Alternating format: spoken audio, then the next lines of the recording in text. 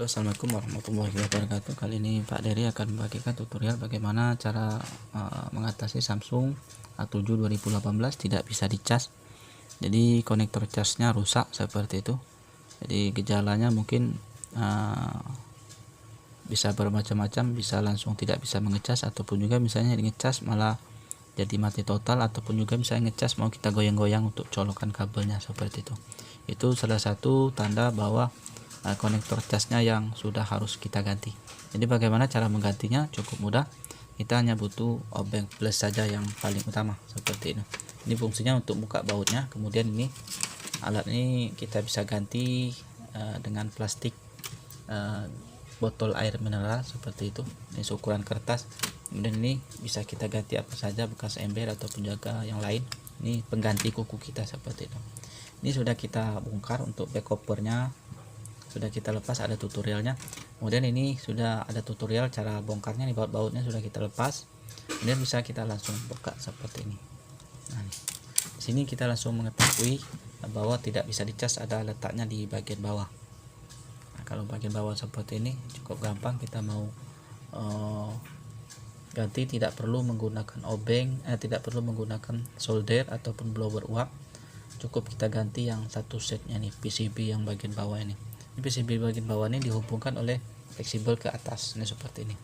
Jadi kalau misalnya ada masuk air tiba-tiba tidak bisa dicas, pasti di sini banyak sekali karat-karat. Jadi itulah kalau misalnya ada masuk air harus kita bongkar seluruhnya, kemudian kita bersihkan, kita keringkan.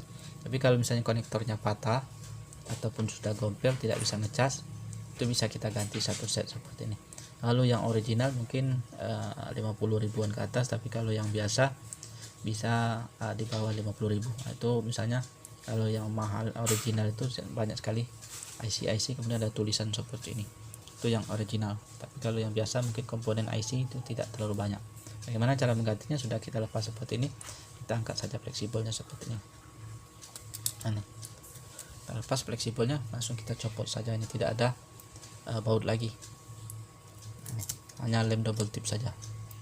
Di sini ada antena yang kabel hijau birunya, kita copot menggunakan karter supaya dia tidak patah. Ini mana karter kita nih? Kalau tidak ada karter kita gunakan ini saja bisa. Ini lepas supaya kabelnya, soketnya jangan patah. Ini untuk antena sinyal. Nah, inilah alatnya. Kalau misalnya ada kerusakan bisa kita ganti sendiri seperti ini. Ini kalau original biasa ada seperti S ini tanda original. Ataupun ya ini. Sebenarnya ini bisa kita ganti untuk konektor casnya, harganya tidak sampai 10.000. Tapi itu biasanya urusan kerja yang tukang servis handphone. Ini contoh komponen alatnya. Ini harganya kalau misalnya tipe-tipe tertentu sekitar 5.000 perak. Jadi kita gantinya harus punya alat. Pertama harus solder, kemudian kita harus solder uap untuk melepas komponen ini. Kalau misalnya kita tidak ada alat peralatan yang cukup, misalnya tidak ada kemampuan juga, tidak mau repot-repot, kita ganti seperti ini saja. Ini harganya murah, kita cari yang original. Misalnya ada banyak sekali IC, kemudian kita cek di deskripsinya. Ini bahwa original biasanya di lingkar ada tulisan seperti ini S seperti ini. Cara pasangnya mudah, tinggal kita pasang saja. Ini sekaligus ada mikrofonnya.